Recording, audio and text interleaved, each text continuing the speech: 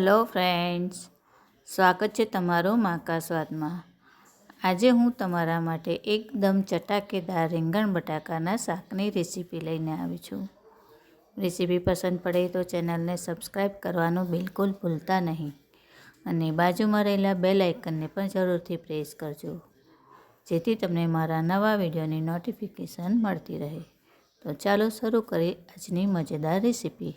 શાક બનાવવા માટે મેં 3 નંગ બટાકા અને 3 રીંગણ લીધા છે। બટાકાની મેં છાલ કાઢી લીધી છે। તમને ગમતી હોય તો તમે છાલ રહેવા પણ દઈ શકો છો। હવે આને આપણે સમારી લેવાના છે, પણ સીધા પાણીની અંદર સમારવાના છે। બટાકા અને રીંગણ બંનેને મેં અલગ અલગ સમાર્યા છે અને રીંગણના મેં ડીચિયા રહેવા દીધા છે અને આવા થોડાક મોટી સાઈઝના હોય એ રીતે સમારવાના અને બટાકા પણ આવા મીડિયમ સાઈઝના સમારવાના। હવે આપણે શાક વઘારી લઈશું। શાક વઘારવા માટે આપણે ગેસ ચાલુ કરી કુકર મૂકી દીધું છે। એની અંદર આપણે 2 ટેબલસ્પૂન જેટલું તેલ એડ કરીશું, થોડીક રાઈ, 2 લવિંગ,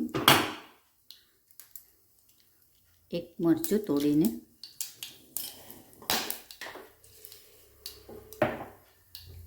થોડા મેથીના દાણા।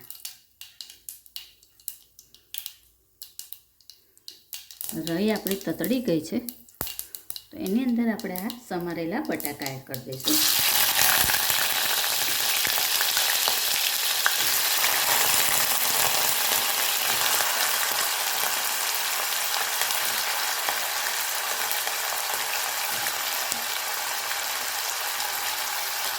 ફ્લેમ સ્લો રાખીને એની અંદર હવે મસાલા કરી દઈશું। તો મેં 1 ટીસ્પૂન જેટલા આદુ અને લસણની પેસ્ટ એડ કરીશું, 1 ટીસ્પૂન ચણાનો લોટ,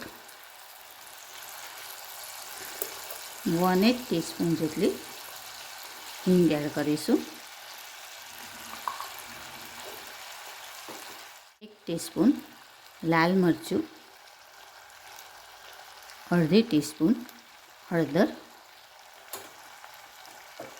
અને 1 ટેબલસ્પૂન જેટલું ધાણા જીરું ને મેં આ એક મોટું ટામેટું સમારીને લીધું છે તે એડ કરીશું। આ બધું આપણે મિક્સ કરી લેવાનું છે।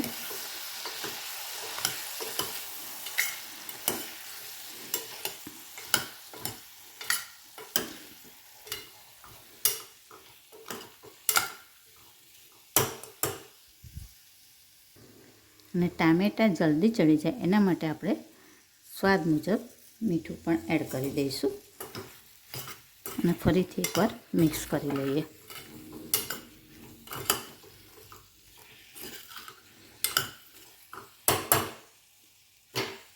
બસ હવે આને 5 થી 7 મિનિટ માટે થવા દઈશું। 7 મિનિટ પછી આપણે તેલ આવું સરસ છૂટું પડવા લાગ્યું છે અને ટામેટાં પણ આપણા સોફ્ટ થઈ ગયા છે। આવી રીતે કરવાથી ટામેટાં પણ આપણા સોફ્ટ થશે, બટાકા થોડા ચડી જશે અને જે આપણે ચણાનો લોટ એડ કર્યો હતો એ પણ સરસ શેકાઈ જશે। તો હવે આની અંદર આપણે રીંગણ એડ કરી દઈશું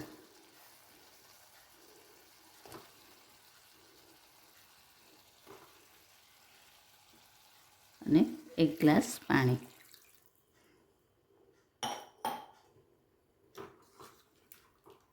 હવે સરસ મિક્સ કરી લેવાનું છે।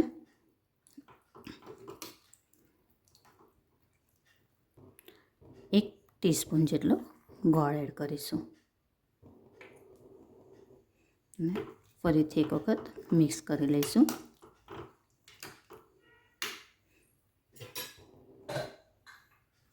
હવે ઢાંકણ બંધ કરીને આપણે 3 વિસલ વગાડી લઈશું અને ગેસની ફ્લેમ મીડિયમ કરી દઈશું। હવે આપણે ઢાંકણ ખોલી દઈશું। 3 સીટી વાગી ગઈ છે અને હવા પણ કાઢી નાખી છે।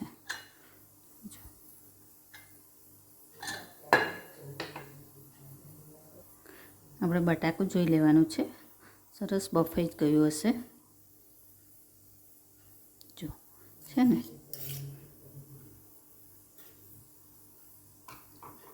હવે આની અંદર આપણે ધાણા એડ કરી દઈશું અને એક વઘાર ઉપરથી કરવાનો છે. એનાથી શાકનો ટેસ્ટ ડબલ થઈ જશે. વઘારિયામાં આપણે 1 ચમચી જેટલું ઘી લઈશું અને અડધી ટીસ્પૂન જેટલું લાલ મરચું અને 1/4 ટીસ્પૂન જેટલું ગરમ મસાલો એ હવે આની અંદર આપણે એડ કરી દેવાનું છે. અને મરચું મેં કાશ્મીરી લીધું છે. હવે આપણે આ વઘાર કર્યો છે એટલે થોડીક વાર માટે આપણે થવા દઈશું. આની અંદર રસો તમને જરૂર મુજબ રાખવાનો. વધારે ખવાતો હોય તો થોડો વધારે રાખવાનો, નહીં તો થોડુંક વાર આપણે ગેસ ચાલુ કરી પાણીને બળવા દેવાનું. આપણે થોડીક વાર માટે આને થવા દઈશું.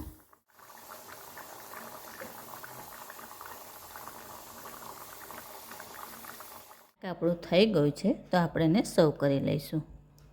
તો ગરમા ગરમ ખીચડી સાથે આવું ચટાકેદાર શાક મળી જાય તો ખાવાની મજા જ ઓર છે. તો ફ્રેન્ડ્સ, આવી જ બીજી અવનવી રેસીપી જોવા માટે મારી ચેનલને જોતા રહો, લાઈક અને શેર કરતા રહો. ચાલો ત્યારે ફરી મળીશું એક નવી રેસીપી સાથે. ત્યાં સુધી હેપી કુકિંગ. Thank you.